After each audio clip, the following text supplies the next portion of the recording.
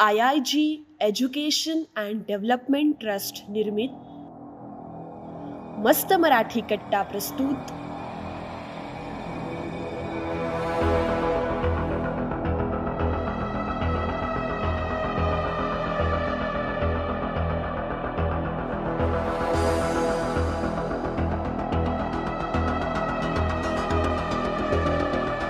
व्यसन. भाग पहिला. व्यसन म्हणजे काय? मार्गदर्शक माननीय मुक्ता पुणतांबेकर, संचालिका मुक्तांगण व्यसन मुक्ती केंद्र पुणे, मानसशास्त्रज्ञ, क्लिनिकल सायकोलॉजिस्ट. व्यसन म्हणजे काय? मुक्तांगणमध्ये वेगवेगळ्या प्रकारचे व्यसनाधीन लोक उपचारासाठी येत असतात. व्यसन म्हटलं की आपल्याला वेगवेगळी त्याची नावं माहितीच आहेत. सगळ्यात कॉमन एक व्यसन असतं ते म्हणजे दारूचं. त्याबरोबरच तंबाखू, बिडी, सिगरेट की तंबाखूयुक्त पदार्थ ज्याच्यामध्ये निकोटीन हे एक केमिकल असतं. त्याचबरोबर वेगवेगळ्या ड्रग्सचे रुग्ण आमच्याकडे येतात, ज्याच्यामध्ये ब्राऊन शुगर आहे, चरस, गांजा अशा प्रकारची व्यसनं आहेत. आणि सध्या आणखीन एक व्यसन कॉमन व्हायला लागलं आहे, ते म्हणजे इंटरनेटचं व्यसन.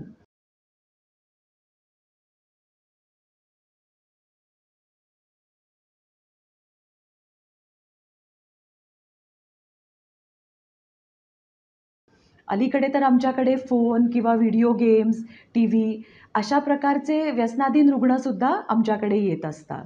म्हणजे व्यसन जसं अंमली पदार्थाचं असतं, दारू, ड्रग्सचं किंवा तंबाखूचं असतं, तसं काही वर्तनाचं सुद्धा व्यसन असू शकतं. त्यामुळे व्यसन म्हणजे नेमकं काय? तर कुठलीही गोष्ट अति प्रमाणामध्ये करणं, कुठल्याही गोष्टीचा जेव्हा एखादा माणूस अतिरेक करायला लागतो, सवयीच्या सुद्धा पुढे ती जेव्हा गोष्ट जाते आणि ती गोष्ट त्याला मिळाली नाही, तर त्याला खूप त्रास व्हायला लागतो.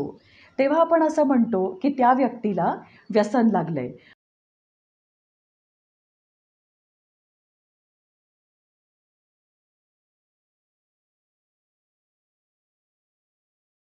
मग ते अंमली पदार्थाचं असू दे किंवा एखाद्या सवयीचं असू दे. ह्याच्या बाबतीमध्ये ना मला 3 शब्द सगळ्यांना सांगावेसे वाटतात. यूज, मिसयूज आणि ॲब्यूज. म्हणजे काय, की एखाद्या गोष्टीचा वापर, गैरवापर आणि व्यसन. समजा कम्प्युटर वापरणं किंवा इंटरनेट वापरणं हे आपल्या सगळ्यांसाठी खूपच महत्त्वाचं आहे ना.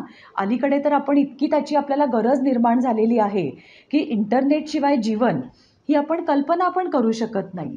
तर आपल्याला इंटरनेट म्हणजे आपला फोन, कम्प्युटर या गोष्टी कशाकशासाठी लागतात?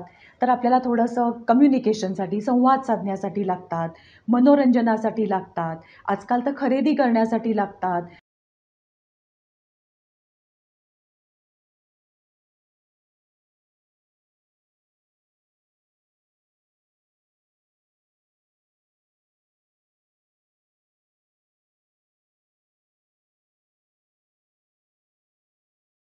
कोविडनंतर आपण बघितलं, की मुलांना अभ्यासासाठी लागतात, कामासाठी लागतात. तर आपण जर का ह्या सगळ्या कारणांसाठी योग्य प्रमाणात इंटरनेटचा वापर केला, तर आपण म्हणू आपण यूज करतोय, वापर करतोय. पण ह्या व्यतिरिक्त सुद्धा आपण तेच करत राहिलो, तर आपण असं म्हणू, की आपण गैरवापर करतोय. खूप जास्ती वेळ किंवा जास्ती कारणांसाठी आपण त्याचा वापर करतोय. हा गैरवापर जर तसाच सुरू राहिला, तर मात्र त्याचं व्यसनामध्ये रूपांतर होऊ शकतं.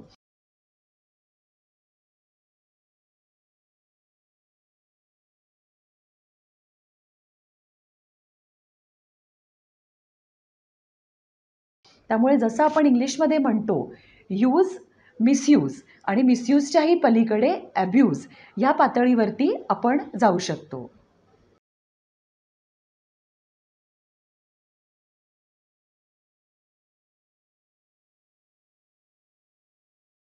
व्यसन का लागतं? आमच्याकडे येणाऱ्या रुग्णांची जेव्हा आम्ही चर्चा करतो, त्यांना व्यसन कसं लागलं, का लागलं, तेव्हा आम्हाला खूप वेगवेगळ्या प्रकारची कारणं सांगितली जातात. खूप लोकांना असं वाटतं, की जर का आपण दारू प्यायली किंवा कुठल्याही प्रकारचं व्यसन केलं, तर आपलं टेन्शन त्याच्यामुळे जाईल. पण हा एक मोठा गैरसमज आहे. दारू प्यायल्यानंतर किंवा व्यसन केल्यानंतर आपलं जे काही टेन्शन आहे, ते तात्पुरतं विसरलं जातं, पण टेन्शन जात नाही आणि एक प्रकारे आपण परिस्थितीपासून दूर पळत असतो आणि कुठलाही प्रॉब्लेम परिस्थितीपासून दूर पळून जाणार नसतो, तर तो वाढणार असतो.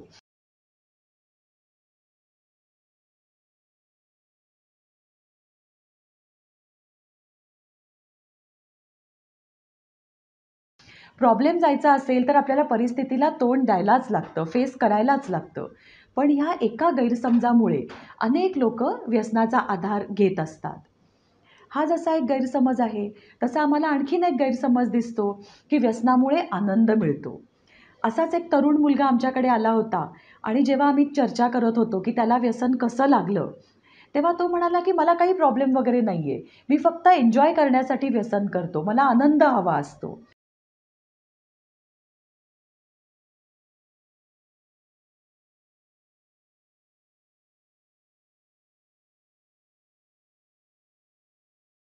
जो काही आनंद मिळतो तो अगदी सुरुवातीला मिळतो. परत तो तात्पुरता असतो. जोपर्यंत आपल्या मेंदूवरती त्या अंमली पदार्थाचा ताबा आहे, तोपर्यंत आपल्याला बरं वाटतं. पण एकदा का ते व्यसन उतरलं, ती नशा उतरली, की अजिबात बरं वाटत नाही. उलट खूप त्रास व्हायला सुरुवात होते आणि जेव्हा रात्री व्यसन करून लोकं झोपतात, तेव्हा सकाळी उठल्यानंतर तर हँगओव्हरचा त्रास होतो. डोकं जड झालेलं असतं, उलटीसारखं होतं, प्रचंड अस्वस्थ वाटतं, काहीही काम करायचा उत्साह वाटत नाही. म्हणजे एका क्षणिक आनंदासाठी आपण एवढी मोठी किंमत देत असतो आणि परत इतर पण नुकसान होतं ना.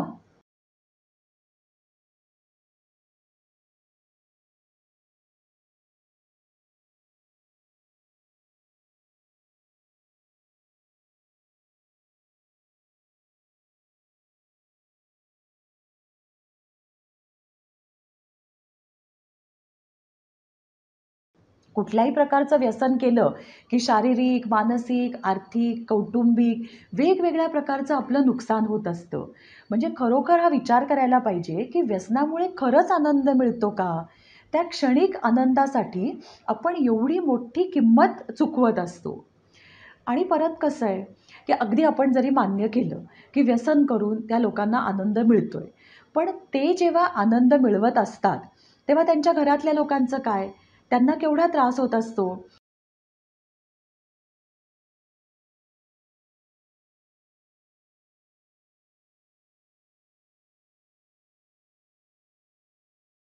जर का हा मुलगा छोटा असेल, तर त्याच्या आई-वडिलांना केवढा त्रास होतो किंवा घरातला मोठा माणूस व्यसन करत असेल, तर त्याची लहान मुलं असतात, इतर कुटुंबीय असतात, त्यांना त्याच्या वागण्याचा किती त्रास होतो. म्हणजेच व्यसनामुळे जो आनंद मिळतो, तो एक तर क्षणिक आहे.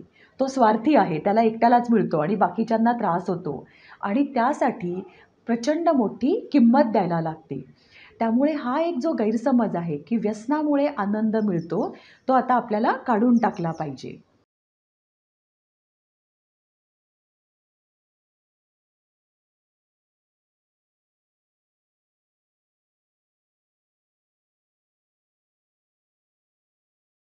एका मुलाने सांगितलं होतं, की मला खूप आत्मविश्वास कमी आहे. मला इंग्लिश बोलता येत नाही आणि मग मी कॉलेजमध्ये गेलो तर सगळी मुलं मला हसतात, की मला इंग्लिश बोलता येत नाही. मग मला कोणीतरी सांगितलं, की "तू दारू पी म्हणजे तुझा आत्मविश्वास वाढेल." आणि मग तो दारू प्यायला लागला. पण कसलं काय, अजिबात त्याचा आत्मविश्वास वाढला नाही. उलट त्याचा त्रास होणारा जो त्रास आहे, तोच त्याचा वाढला.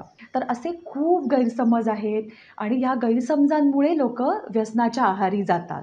आणि सुरुवातीला त्यांना माहिती नसतं, की आम्ही कमी प्रमाणात व्यसन केलं, तर ते इतकं पुढे जाऊन वाढणार आहे, त्याचं इतकं नुकसान होणार आहे, हे लोकांना आधी माहिती नसतं.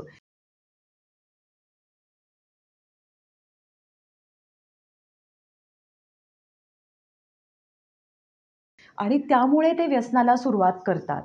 पण आपल्या मेंदूला जेव्हा विशिष्ट प्रमाणाची सवय होते, तेव्हा मेंदूच आपल्याला भाग पाडतो अजून व्यसन करायला आणि त्यामुळे व्यसनाचा प्रवास नेहमी असाच असतो, की आधी कमी प्रमाणात व्यसन केलं जातं आणि मग हळू ते व्यसन वाढतं. एक वेळ अशी येते, की तो माणूस त्या अंमली पदार्थाचा गुलाम बनतो. त्याच्या वाचून त्याचं चालतच नाही आणि अशा वेगवेगळ्या कारणांनी आपण बघतो, की लोकं व्यसनाच्या आहारी जातात.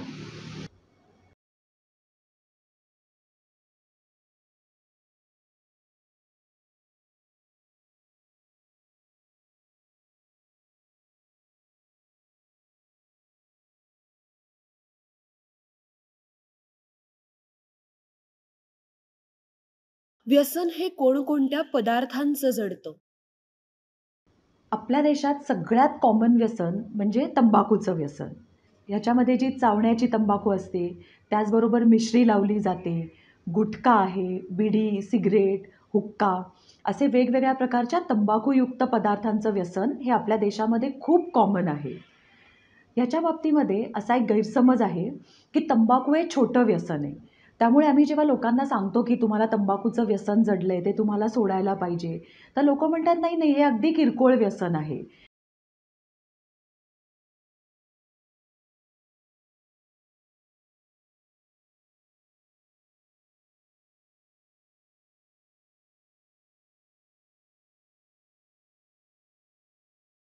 तर एकतर व्यसनाच्या बाबतीत ना खरं सांगायचं तर कमी जास्ती असं नसतंच.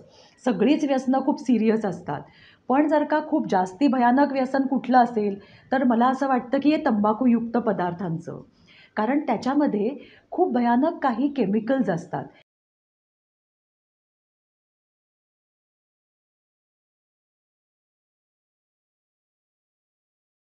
ज्याला आपण म्हणतो की कार्सिनोजेनिक्स असतात. म्हणजे ज्याच्यामुळे कॅन्सर होतो, अशी काही रासायनिक द्रव्य असतात. त्यामुळे तंबाखूचं व्यसन हे अतिशय घातक आहे. त्याच्यामुळे हृदयरोग, ब्लड प्रेशर आणि वेगवेगळ्या प्रकारचा कॅन्सर हा रुग्णांना होऊ शकतो. आपल्या देशात तंबाखूच्या खालोखाल जास्त केलं जाणारं व्यसन म्हणजे दारूचं.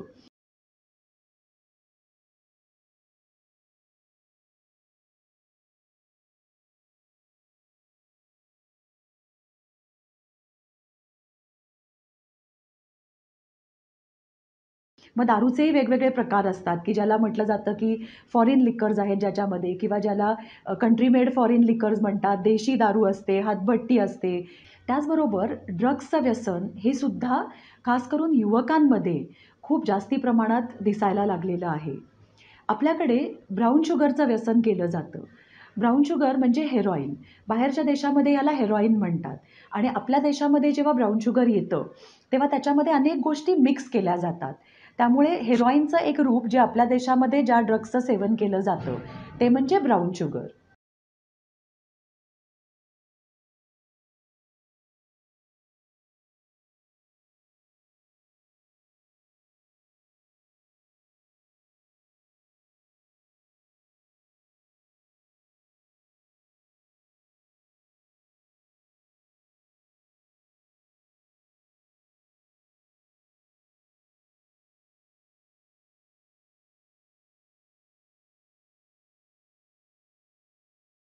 आपल्याकडे आणखीन एक कॉमन व्यसन म्हणजे गांजाचं व्यसन, ज्याला तरुण मुलं वीड असं म्हणतात.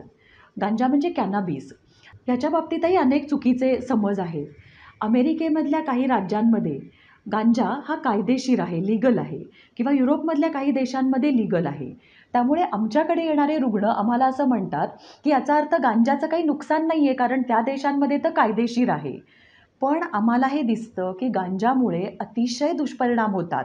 शरीरावर तर होतातच, पण आपल्या मनावरही खूप दुष्परिणाम होतात.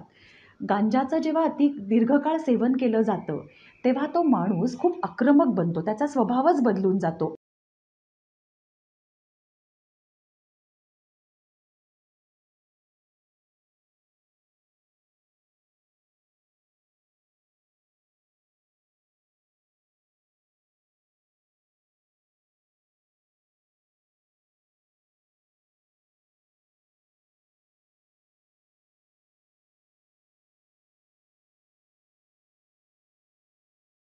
अति चिडचिडा होतो. छोट्या-छोट्या कारणांनी तो खूप चिडायला लागतो. स्मरणशक्तीवरती त्याचा परिणाम होतो. त्याला भास व्हायला लागतात. तो खूप संशयी बनतो. खूप वेळा असं होतं, की अशा रुग्णांना आम्ही काहीच उपचार देऊ शकत नाही. आम्हाला त्यांना मेंटल हॉस्पिटलला वगैरे रिफर करायला लागतं. इतकं हे भयानक व्यसन आहे. त्याचबरोबर चरस आहे, अफू आहे, अशी इतरसुद्धा ड्रग्ज आपल्याकडे त्यांचं सेवन केलं जातं. खरं तर आम्ही असं बघतो, की गोड पदार्थ खाणं हे सुद्धा एक व्यसन आहे. साखरेचं सुद्धा व्यसन आहे.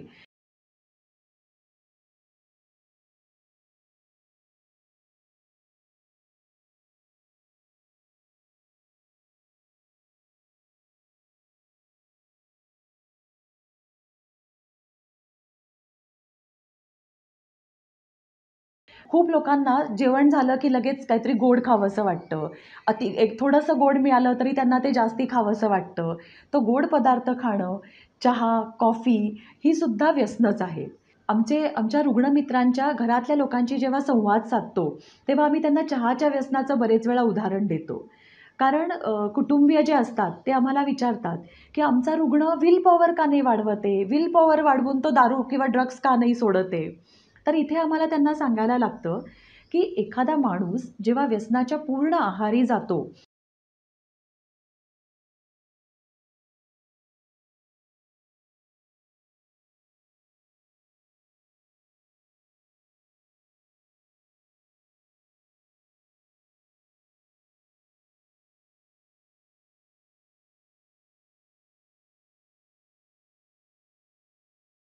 त्या अंमली पदार्थाचा जेव्हा तो गुलाम होतो, तेव्हा त्याची विल पॉवरच त्याला सोडून जाते. त्याची इच्छाशक्ती त्याला सोडून जाते आणि ती इतक्या सहजासहजी परत येत नाही.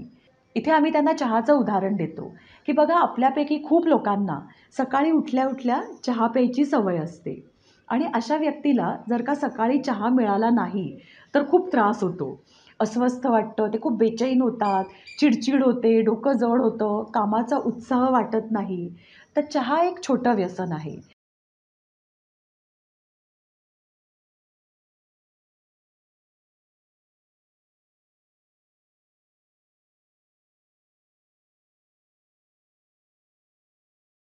चहा मिळाला नाही, तर त्या माणसाला इतका त्रास होतो. तर चहाच्या तुलनेने ड्रग्स किंवा दारूची जी तीव्रता आहे, ती खूप जास्त आहे. तर मग आपण समजू शकतो, की अशा रुग्णाला जर का ह्या गोष्टी मिळाल्या नाहीत, तर किती त्रास होत असेल. त्यामुळे आपण खरं तर ह्या उदाहरणावरून आपण समजू शकतो, की दारू किंवा ड्रग्सचा जो व्यसनी माणूस असतो, तो मुद्दामून त्रास द्यायला हे असं वागत नसतो. तर तो त्याचा पूर्णपणे गुलाम झालेला असतो. तो एक व्हिक्टीम असतो. त्याला लेक्चर देऊन, त्याच्यावरती रागावून आपण त्याचं व्यसन सोडू शकत नाही. तर त्याला योग्य उपचारांचीच गरज असते. त्याला योग्य उपचार मिळाले, तर तो नक्की त्याचं व्यसन सोडू शकतो.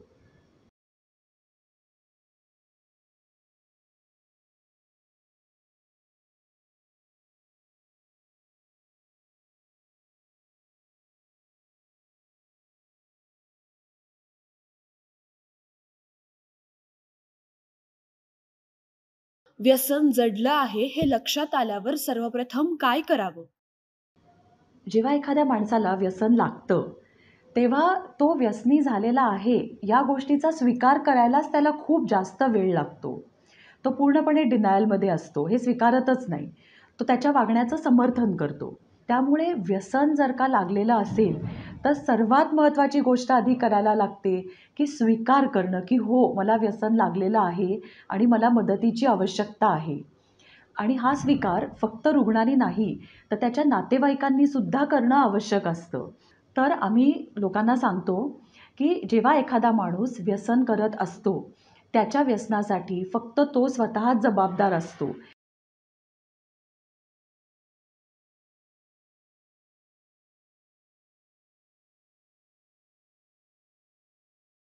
त्याच्यासाठी त्याचे आई, वडील, पत्नी, मित्र, परिस्थिती कोणीही जबाबदार नसतं. घरातले लोकं जेव्हा एकमेकांना दोष देणं थांबवतात, तेव्हाच ते त्याला चांगल्या प्रकारे मदत करू शकतात. आणखीन एक प्रतिक्रिया असते घरातल्या लोकांची, की ते त्या रुग्णावरती प्रचंड चिडतात, आरडाओरडा करतात. तो जेव्हा व्यसन करून घरी येतो रात्री वगैरे, तेव्हा ते त्याच्यावरती आरडाओरडा करायला लागतात. तो तर तेव्हा शुद्धीत नसतो आणि हे जर का आरडाओरडा करत असतील, तर तो त्यांच्यापेक्षा जास्ती आरडाओरडा करतो आणि मग घरात मोठं भांडण त्यावेळेला होऊ शकतं. त्यावेळची जी भांडणं असतात, त्याचे खूप भयानक परिणाम होऊ शकतात.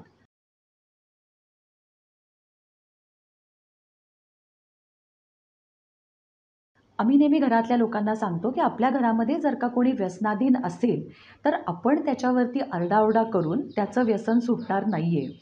आपण जर का शांत राहिलो, तरच आपण त्याला चांगल्या प्रकारे मदत करू शकतो.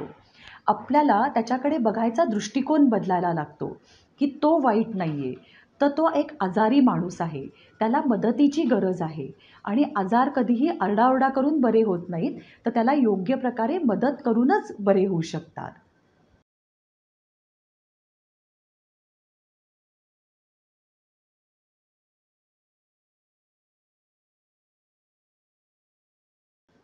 अजून एक घरातल्या लोकांची प्रतिक्रिया असते, स्वतःला त्रास करून घेतात, की उपास, तापास अशा प्रकारचे उपचार करतात. कधी नवस करतात, कुठल्या बुवा-बाबाकडे जातात, टी व्हीवरच्या जाहिराती ऐकून त्याच्या जेवणामध्ये काहीतरी औषध घालतात. तर हे योग्य उपाय नाही आहेत. हे तात्पुरते उपाय असू शकतात. आपण किती काळ त्याला घरात बंद करून ठेवू, किती काळ त्याला पैसे देणार नाही. तर हे सगळे तात्पुरते उपाय आहेत. त्याला योग्य मदतीची गरज असते. म्हणजेच त्याला व्यसनमुक्ती केंद्रामध्ये ॲडमिट करणं किंवा वैद्यकीय सल्ला घेणं, डॉक्टरकडे घेऊन जाणं, अल्कोहोलिक अनॉनिमसच्या मीटिंग्जला घेऊन जाणं, अशा प्रकारे जर का आपण उपचार केले, तरच ते योग्य उपचार असू शकतात.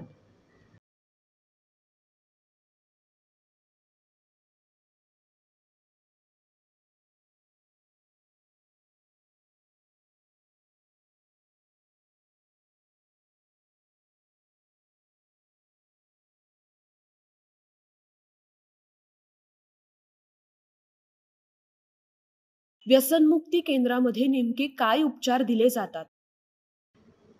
जेव्हा एखाद्या व्यक्तीचं व्यसन हे खूप जास्ती प्रमाणात वाढतं, तेव्हा शक्यतो त्याला व्यसनमुक्ती केंद्रामध्ये उपचार देणं हे गरजेचं असतं. व्यसनमुक्ती केंद्रामध्ये नेमके उपचार काय दिले जातात? तर परिपूर्ण प्रकारचे असे उपचार असतात, होलिस्टिक उपचार केले जातात, की जे त्याच्या शरीरासाठी असतात, मनासाठी असतात, त्याच्या कुटुंबियांना उपचारांमध्ये सहभागी करून घेतलं जातं. मुक्तांगणमध्ये आमच्याकडे जेव्हा एखादा रुग्ण ॲडमिट होतो, तेव्हा तो स्वाभाविकपणे व्यसन करून आलेला असतो.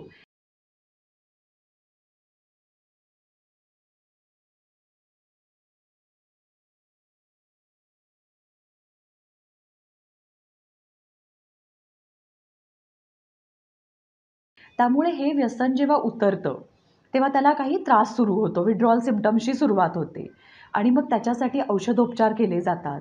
त्याचबरोबर त्याला योग्य जेवण, भरपूर पाणी पिणं, त्याच्याबरोबर सतत कोणीतरी राहतं, थांबतं आणि मग एकदा का तो या त्रासातून बाहेर आला, की मग इतर शारीरिक उपचार सुरू होतात.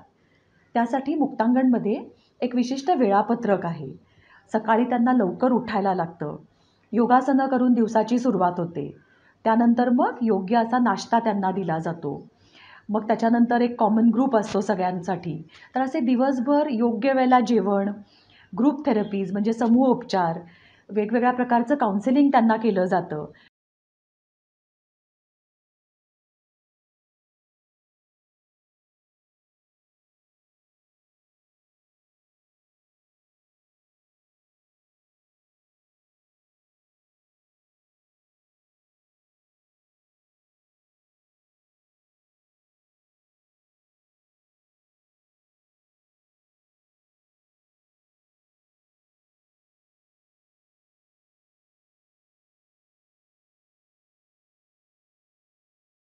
प्रत्येक रुग्णाला आम्ही एक समुपदेशक किंवा काउन्सिलर देतो. या काउन्सिलरशी त्यांना मनमोकळेपणाने बोलायचं असतं. त्यांचं व्यसन का लागलं? कसं लागलं? त्यांच्या आयुष्यात कुठल्या-कुठल्या समस्या आहेत? या सगळ्याबद्दल ते आपापल्या काउन्सिलरशी बोलतात आणि बोलल्यानंतर त्यांचं मन मोकळं होतं. खूप बरं वाटतं त्यांना. बऱ्याचशा प्रश्नांची उत्तरं स्वतःच त्यांना सापडतात.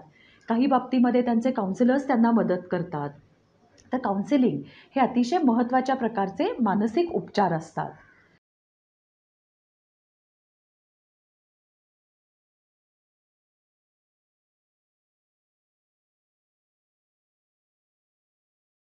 त्याचबरोबर आम्ही मुक्तांगणमध्ये उपचारांसाठी वेगवेगळ्या कलांचा उपयोग करून घेतो. यासाठी संगीतोपचार असतात. आम्ही ड्रम सर्कलचा वापर करतो. इथे मातीकाम केलं जातं, ज्याला क्ले थेरपी म्हटलं जातं. चित्र काढली जातात. असे वेगवेगळे ज्याला आर्ट बेस्ड थेरपीज म्हटली जातात. कलांच्या माध्यमातून इथे उपचार केले जातात. मुक्तांगणमध्ये अल्कोहोलिक अनॉनिमसच्या सभा घेतल्या जातात. अल्कोहोलिक अनॉनिमस ही एक जागतिक संघटना आहे. याच्यामध्ये ज्यांना व्यसनाची समस्या आहे, असे लोक एकत्र येतात आणि त्यांचं मनमोकळेपणाने शेअरिंग करतात.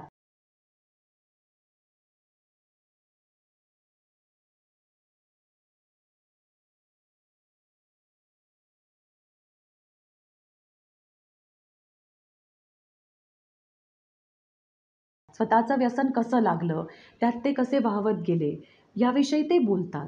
आणि मग सगळेच लोकं एकाच प्रकारचे असल्यामुळे त्यांना धीर येतो आणि अशा प्रकारे चर्चा करून एक चांगल्या लोकांमध्ये राहून त्यांना व्यसन सोडायला मदत होते. मुक्तांगणमध्ये आम्ही कुटुंबियांनासुद्धा उपचारामध्ये सहभागी करून घेतो. कुटुंबियांसाठी आम्ही मीटिंग्ज घेतो. ह्या रुग्णाचं व्यसन का वाढलं? किंवा मुक्तांगणमध्ये आम्ही त्यांना नेमके कसे उपचार देतो? मुक्तांगणमधून जेव्हा ते घरी जातील, तेव्हा कुटुंबीय त्यांना कसे सहकार्य करू शकतात? या सगळ्या गोष्टींची चर्चा या कुटुंबियांच्या सभांमध्ये होते.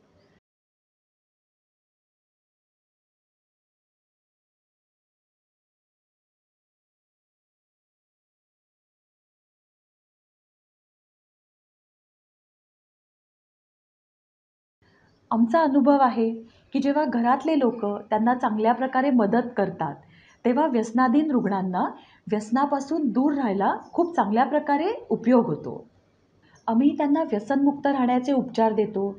त्याचबरोबर एकदा त्यांचे हे 30 दिवसाचे उपचार संपले, की त्यांच्या पुनर्वसनासाठी सुद्धा मदत केली जाते. काही वेळा कुटुंबापासून ते दुरावलेले असतात. शिक्षण अर्धवट राहिलेलं असतं. कधी नोकरी गेलेली असते किंवा काही त्यांच्यावरती गुन्हे लागलेले असतात. तर ह्या सगळ्या समस्यातून बाहेर पडण्यासाठी आम्ही त्यांना मदत करतो आणि त्यामुळे ते पुन्हा समाजाच्या मुख्य प्रवाहात चांगल्या प्रकारे मिसळू शकतात.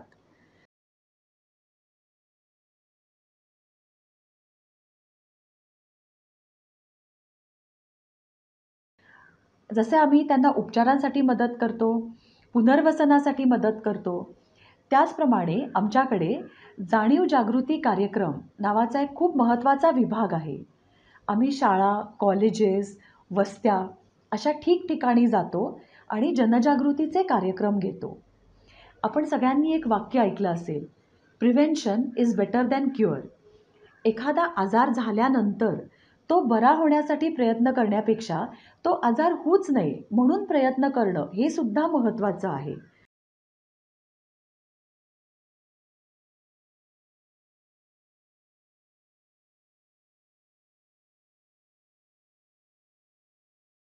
आणि म्हणून आम्ही शाळा कॉलेजेसमध्ये जाऊन मुलांशी संवाद साधतो.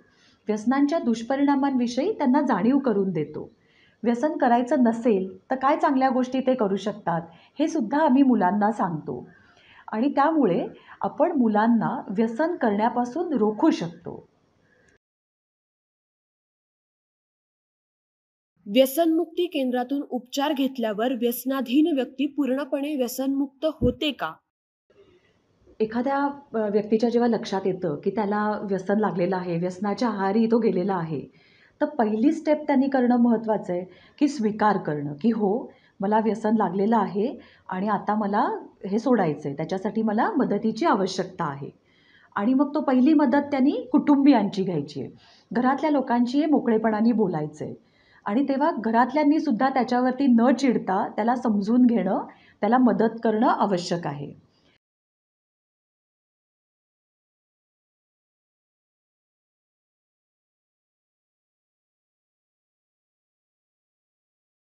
सुरुवातीला तो घरात सुद्धा प्रयत्न करू शकतो, की घरात राहूनच त्याला व्यसन सोडता येतंय का? त्याच्यासाठी आम्ही नेहमी सांगतो, की व्यसन सोडायचा जो निश्चय करायचा आहे, तो खूप मोठा निश्चय नाही करायचा आहे. असं नाही म्हणायचं आहे, की आता मी आयुष्यभर दारू सोडली. कारण आमच्याकडे एक असा रुग्ण ॲडमिट होता, की त्यांनी सांगितलं होतं, की मी असा निश्चय नेहमी करायचो, की आता मी आयुष्यभर दारू सोडली. आणि ह्या एवढ्या मोठ्या निश्चयाचं त्याला इतकं टेन्शन यायचं, की आता आयुष्यभर कसं मी दारू सोडू? की त्या टेन्शनमुळेच तो परत-परत दारू प्यायला जायचा. तर मग आम्ही काय सांगतो, एवढा मोठा निश्चय करू नका. छोटा करा. एका दिवसाचा करा.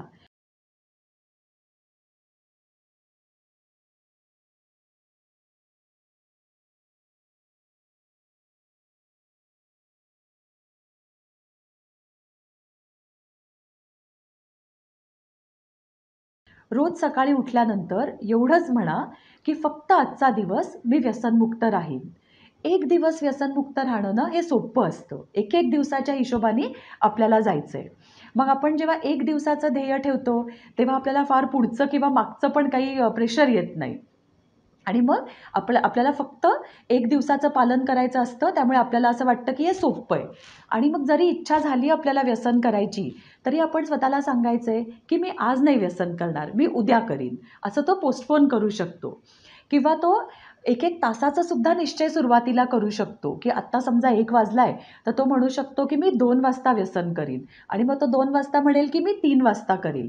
असं एक एक तासाच्या हिशोबाने तो पुढे जाऊ शकतो.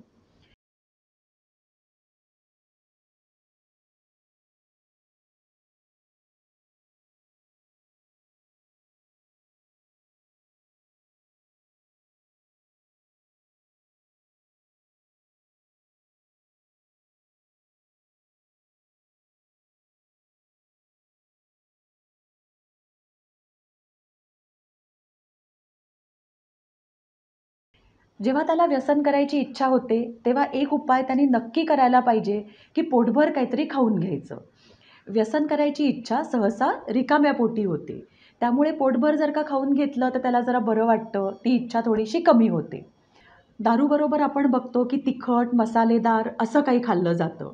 दारू प्यायची इच्छा झाली, की तुम्हाला डायबिटीज वगैरे नसेल, तर गोड खाऊन घ्या. म्हणजे ती दारूची इच्छा कमी होईल. फळं खाऊ शकता, ताक, लस्सी अशा काही गोष्टी पिऊ शकता, की ज्याच्यामुळे ती इच्छा आणखीन कमी होईल. व्यसन करायची जी तल्लफ येते, तेव्हा ती इच्छा मनात ठेवायची नाहीये. तर कोणाशी तरी मोकळेपणाने बोलायची आहे.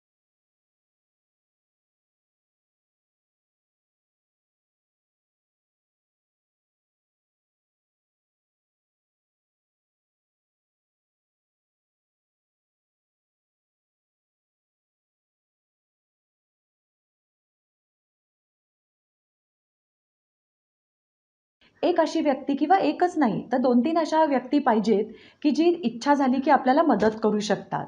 मग आपला जवळचा मित्र, आपल्या कुटुंबातलं कोणीतरी किंवा एखादा व्यसनमुक्त मित्र, की जो सुद्धा आपल्याला मदत करू शकतो. जेव्हा इच्छा झाली, कोणाला तरी सांगायचंय, त्या लोकांनी मग अशा वेळेला त्याच्याबरोबर राहायचंय, त्याला खायला द्यायचंय, त्याला व्यसन करण्यापासून परावृत्त करायचंय. तर असे खूप उपाय करता येतात, की ही तल्लफ कमी करण्यासाठी. जर का आपल्याला ह्या उपायांनी व्यसन सोडता येत नसेल, तर आपण डॉक्टरकडे जाऊ शकतो किंवा व्यसनमुक्ती केंद्रामध्ये जाऊ शकतो.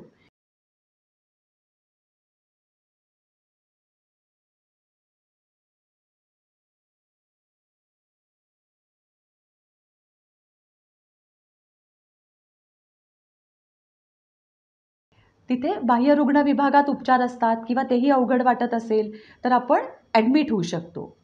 मुक्तांगणमध्ये आम्ही 30 दिवसासाठी ॲडमिट करतो आणि इथे शारीरिक, मानसिक अशा प्रकारचे उपचार त्याला केले जातात. तो जर का व्यसन अनेक वर्ष करत असेल, तर 30 दिवसात त्याचं व्यसन कसं सुटेल? असं खूप लोकं आम्हाला प्रश्न विचारतात. तर ह्याच्यावरती आमचं उत्तर असं असतं, की बाहेर गेल्यानंतर त्यांनी आमच्या संपर्कात राहायचंय, फॉलोअपमध्ये राहायचंय.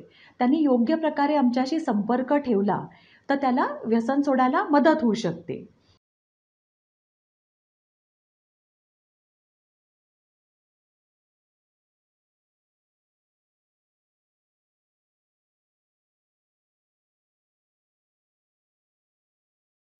मुक्तांगणची महाराष्ट्रामध्ये ठिकठिकाणी फॉलोअप सेंटर्स आहेत, संपर्क केंद्र आहेत. डिस्चार्जनंतर महिन्यातून एकदा जर का तो या संपर्क केंद्रावरती गेला, तर एक प्रकारे त्याची बॅटरी चार्ज होते. त्याला परत सगळं आठवतं, की मी व्यसन करत होतो, तेव्हा माझं काय-काय नुकसान झालं होतं, म्हणून मला व्यसन करायचं नाहीये. किंवा व्यसन सोडायचे उपाय कुठले-कुठले आहेत. काउन्सिलरशी तो चर्चा करू शकतो. त्याला नेमके काही समस्या आलेल्या आहेत का? काही टेन्शन आहे का? आणि हे सगळं केल्यामुळे त्याची एक प्रकारे रिव्हिजन होते, बॅटरी चार्ज होते आणि पुढचा 1 महिना त्याचा चांगला जाऊ शकतो.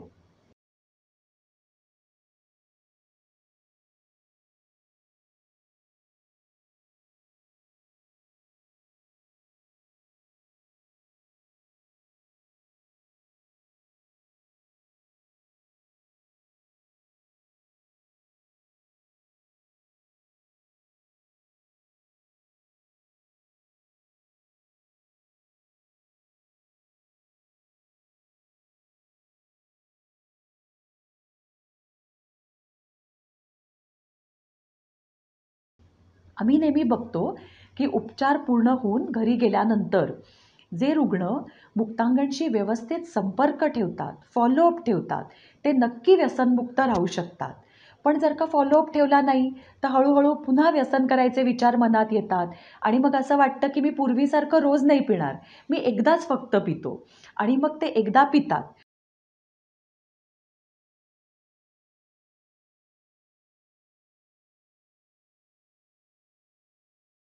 पण होतं काय, की मेंदूला मात्र पूर्वीच्याच प्रमाणाची सवय झालेली असते आणि मग एकदा प्यायलं, की मेंदू त्यांना शांत बसू देत नाही. आणखीन प्यायला भाग पाडतो आणि मग परत ते पूर्वीच्या प्रमाणामध्ये, मोठ्या प्रमाणामध्ये ते व्यसन करायला लागतात. म्हणून असं एक वाक्य आहे, "once an addict, always addict." जो एकदा व्यसनी आहे, तो कायमचा व्यसनी असतो. म्हणजेच तो कमी प्रमाणामध्ये व्यसन पूर्वीसारखं करू शकत नाही. सुरुवातीला ते सोशल ड्रिंकर असतात, कधीतरी पार्टीत पिऊ शकतात. पण एकदा ते व्यसनाच्या आहारी गेले, की मात्र ते कमी प्रमाणात व्यसन करू शकत नाहीत. त्यांना पूर्ण व्यसन बंद करायला लागतं आणि म्हणून संपर्कात राहणं महत्त्वाचं आहे.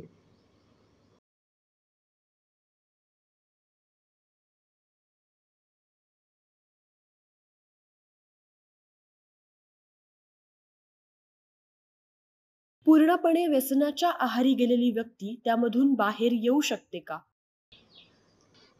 एखादा माणूस कितीही प्रमाणात व्यसन करत असेल, तरी तो नक्की त्या व्यसनापासून बाहेर पडू शकतो. अगदीच सुरुवातीची स्टेज असेल, तर तो घरच्या घरीसुद्धा व्यसन थांबवू शकतो.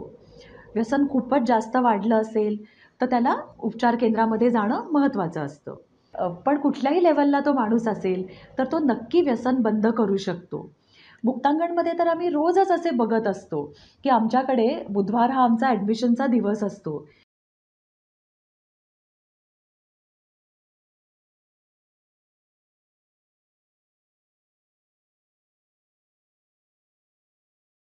दर बुधवारी साधारण 20 ते 25 रुग्ण ॲडमिट होण्यासाठी येतात.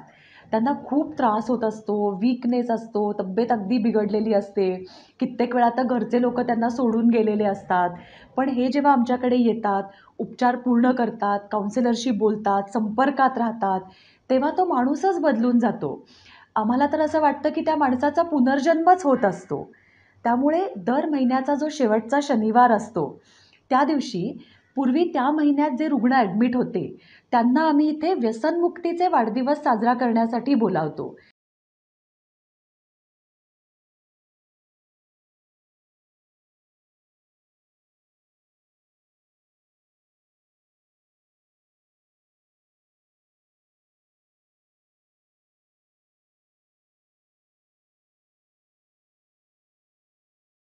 कारण तो त्यांच्या पुनर्जन्माचा वाढदिवस असतो. त्यामुळे दर महिन्याला 100 ते 150 रुग्ण, की जे आज अगदी 1 वर्षापासून ते 35-36 वर्ष व्यसनमुक्त आहेत, असे इथे व्यसनमुक्तीचा वाढदिवस साजरा करायला येत असतात. ते त्यांचा अनुभव कथन करतात. आत्ता जे रुग्ण ॲडमिट आहेत, उपचार घेत आहेत, त्यांना एक प्रकारे ह्यांचे अनुभव ऐकून प्रेरणा मिळत असते. आणि ऑगस्ट महिन्यातला व्यसनमुक्तीचा वाढदिवसाचा जो कार्यक्रम असतो, तो तर अगदी खास असतो. कारण 29 ऑगस्ट 86 या दिवशी जेव्हा मुक्तांगणची स्थापना झाली, उद्घाटनाच्या दिवशीच महादेव घारे नावाचे एक रुग्ण इथे ॲडमिट झाले. हे एका शाळेमध्ये शिपायाचं काम करत होते आणि त्यांच्या शाळेतल्या ज्या एक शिक्षिका होत्या, त्यांनी आमच्या उद्घाटनाची बातमी वाचली आणि त्या महादेव घाऱ्यांना ॲडमिशनसाठी घेऊन आल्या.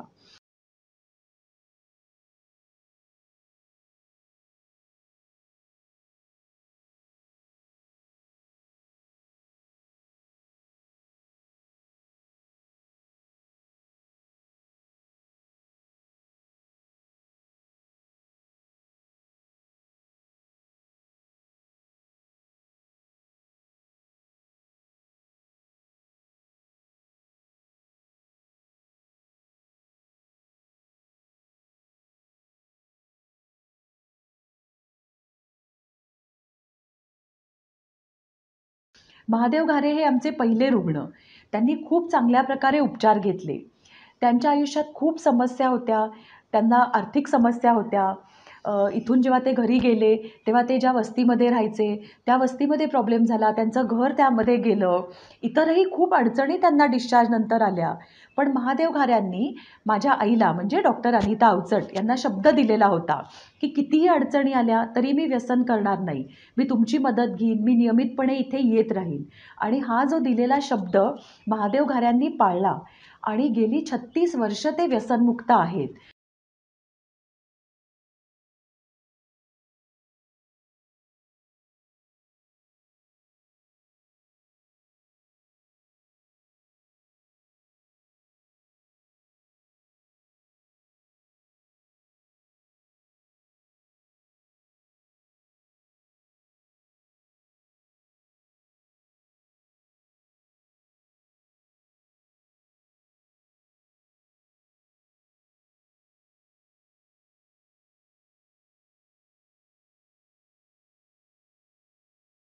मागच्या वर्षी जेव्हा मुक्तांगणचा 36वा वर्धापन दिन झाला तेव्हा आम्ही कुठल्याही सेलिब्रिटीला बोलावलं नाही, कारण आमच्यासाठी सेलिब्रिटी कोण, तर आमचे महादेव घारे. त्यांना माझी आई गमतीने म्हणायची की ते आमचा शकुनाचा पेशंट आहेत. त्यांनी आमच्यासाठी सुरुवात खूप चांगली करून दिली. महादेव घारे अशिक्षित आहेत, त्यांची आर्थिक परिस्थिती खूपच वाईट आहे आणि तरीसुद्धा ते व्यसनमुक्त आहेत. याचाच अर्थ कुठलीही व्यक्ती ही व्यसनमुक्त होऊ शकते.